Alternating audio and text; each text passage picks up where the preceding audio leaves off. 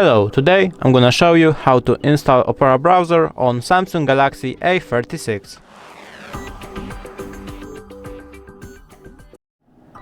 First, we need to open Play Store. Then, click on the search icon, then on the search bar, write Opera.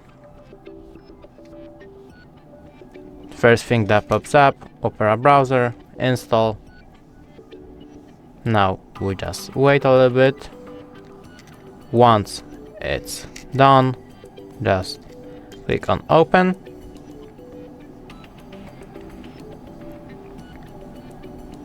Next. If you want, you can set it as a default browser. I'm gonna skip. Enable notifications, allow. Next, accept all. And it's done. Thanks for watching. I hope I helped you. It would be really nice if you could subscribe to our channel. Bye and see you soon.